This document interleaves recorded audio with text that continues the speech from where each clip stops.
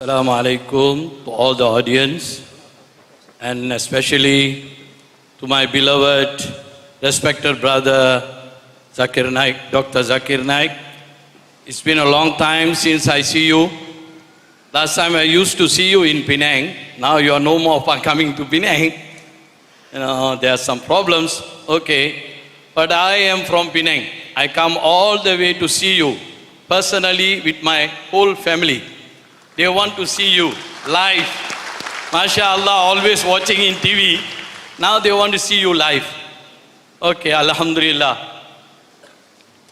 My question is, MashaAllah, the subject today is Islam is a solution for humanity, but it is very unpleasant that we are seeing in this world today what is happening in Syria, Muslims killing Muslims. What is happening in Yemen? Muslim killing Muslims. What is happening in they're like Myanmar? Yes, we agree. Rohingyans, they have been killed mercilessly. We agree. But there is a solution now. What are we Muslims are supposed to do? What is going on in Yemen? What is going on in Syria?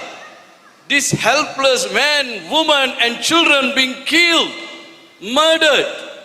What are we Muslims supposed to do? All over the world, we Muslims, what we are doing? So, please give a solution that what we are supposed to do, we Muslims. Apart from we making dua, tahajjud, we begging to Allah, and after that as human beings, what are we supposed to do? Please, my dear brother, give a solution. The brother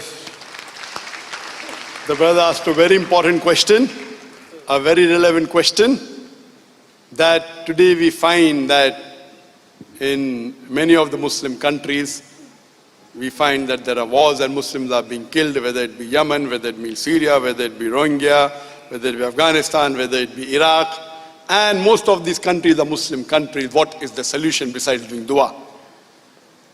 Number one, first we have to find out that what is the cause of most of these killings, whether it be in Afghanistan, whether it be in Iraq, whether it be in Rohingya Burma, whether lately it be in Syria or Yemen. What is the cause? The major cause is, again, the solution is given in the Quran.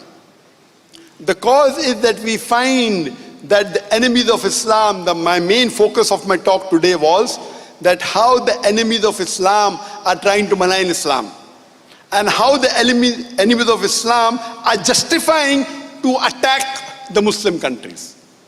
I'll give you one simple example. You know that more than a decade earlier, USA said that Iraq has the weapons of mass destruction. And CIA, which is supposed to be one of the most best organization of intelligence, they said that we have got proof that Iraq has got weapons of mass destruction.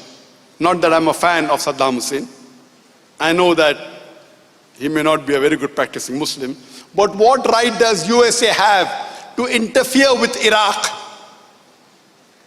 They, together with UK and the other Western countries, attacked Iraq, saying that they had weapons of mass destruction. Last year, according to the report by Human Rights Organization, they said it was a fabricated report. So much so that Tony Blair, the previous Prime Minister of UK, came out in public when he was no longer the Prime Minister. He said, "It is the biggest mistake of my life, I'm sorry." You know how many people were killed? More than 500,000 Iraqis and Muslims were killed because of this fabricated report. And what is the reply? Sorry. What are we Muslims doing? When the non-Muslims enemy attack a Muslim countries, we Muslims are sitting on our backside doing nothing. And I think it was yesterday, the previous president of USA, W. Bush. At the age of 94, he expired.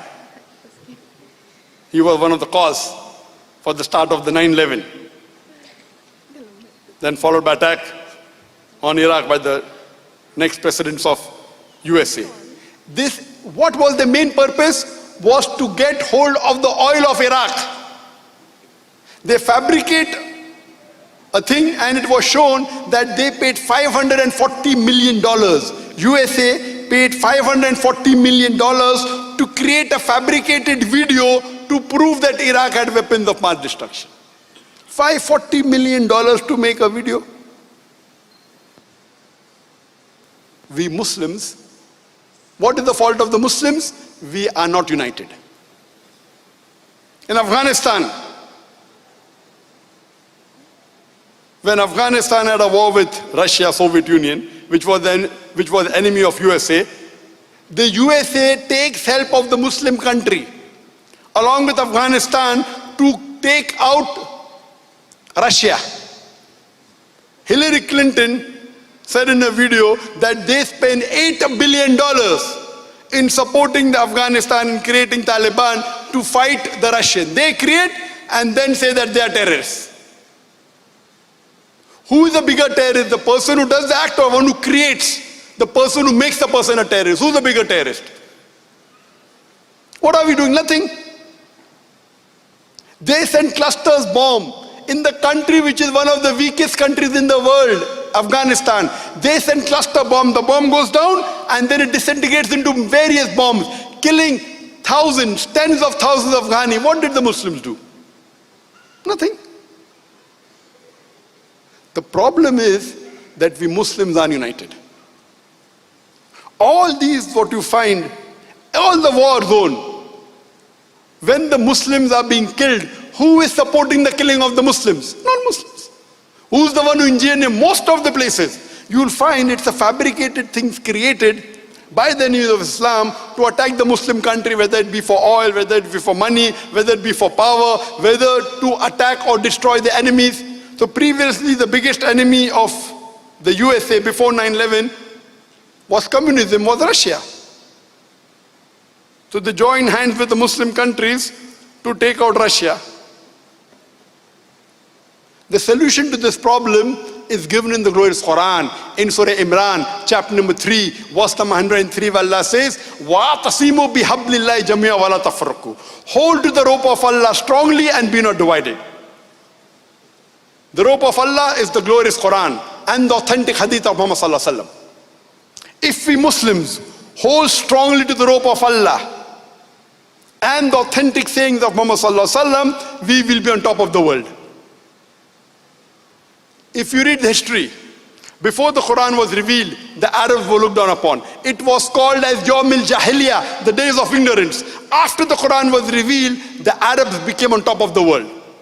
If you read the seerah of Muhammad sallallahu alaihi wasallam and the Khulafa Rashidin, and after that, Muslims were on top of the world. We rule half the world. And people welcomed us. Come to our country so that we get justice. The non-Muslims invited our Khalifas. Why? Because they wanted the unjust rule of their ruler to end. The Westerner says Islam was spread by the sword. Deleuze O'Leary gives the reply in his book on page number 8, Islam at the Crossroad, that people who, Deleuze O'Leary said that history makes it clear that the myth that Islam was spread by the sword is the most absurd, fantastic myth that the historians have ever repeated. It's a myth. At that time, the Muslims were united on the base of Quran and Sunnah. Today, we Muslims are divided. If the Muslim countries, there are more than 50 countries in the world in which majority people living are Muslims. If all the Muslim countries unite, we will be a very strong force. And if we implement the Quran, we will find this is the solution to the problems of humanity. Unfortunately, our beloved Prophet ﷺ said that close to the Qiyamah, we'll find that Muslims will be in large numbers. And we find today more than 25% of the world population the Muslim, and it's going to increase. But they will be like froth. Froth. Far away from the deen. And we find that today. Muslims are going further and further away from the deen. And this you are finding everywhere in the world. The country that we looked on upon, they are sticking to Quran and Sunnah. Today, they are going away from Quran and Sunnah. And the more they will go away from Quran and Sunnah, the more will be degraded. There will be more injustice in that country. Now, hardly there are countries in the world which we can say are Muslim countries that are following Quran and Sunnah. Hardly. So the problem with us Muslims is that we are not united. We are divided. We fight amongst ourselves. If we are united, today we know that previously Muslims were at least united on the issue of Palestine. Today we are divided. There are Muslim countries which are saying no problem that Israel wants to take over the country. What's happened to the Muslim Ummah? The problem is today we Muslims fear more the human beings in this world than fear Allah subhanahu wa ta'ala. Yes, everyone will be judged according to the capacity you have. Everyone has the capacity to do dua. We should do dua as you mentioned, rightly said. But if someone has the capacity to speak, and if he does not speak, Allah will take over his power of speech. If someone has the capacity to fight and he doesn't fight, Allah will take over his power. You know, today the Muslims, at the time of Muhammad sallallahu alaihi wasallam, we Muslims were poor. What Prophet Muhammad sallallahu alaihi wasallam left behind was the Sahaba, was the Khulfa Rashidin. Today, we Muslims are the richest in the world. We have the black gold, we have the oil, we have the petrol. What are we? Nothing. We have been used as doormats. Wealth is not required for us to follow Quran and Sunnah. And our beloved Prophet Muhammad sallallahu alaihi wasallam said, I will not fear for my own ummah poverty as much I will fear the richness and the wealth. Today the problem in us is because we are wealthy, we have forgotten Allah subhanahu wa ta'ala. Those Muslim countries which have the wealth, those Muslim countries which have the wealth which they can use in the way of Allah subhanahu wa ta'ala, they are using it in the wrong way. I don't have to give examples, the world knows about it. They are using it to bribe the other people, not for the deen. Allah doesn't require us. You and me, the rubbish that we are, Allah does not require us to make His deen prevail. Allah is very clear. And Allah says in the Quran in no less than 3 different places. In Surah Tawbah, chapter number 9, verse number 33.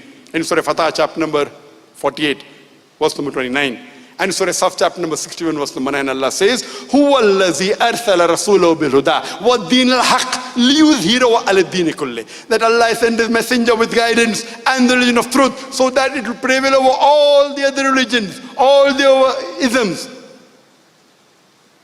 And Allah says, وَقَفَى بِاللَّهِ شَهِيدًا. And enough is Allah as a witness once. And Allah says twice, however much the mushrikeen don't like it. Allah has given a promise that this deen of Islam will prevail over all the other religions, with or without us. Allah does not require you and me, the rubbish that we are. His deen, Allah is sufficient, will make it prevail. Allah is giving us an opportunity to do a prophet job and to earn a prophet's reward. Allah is giving us the opportunity to make hay while the sun is shining.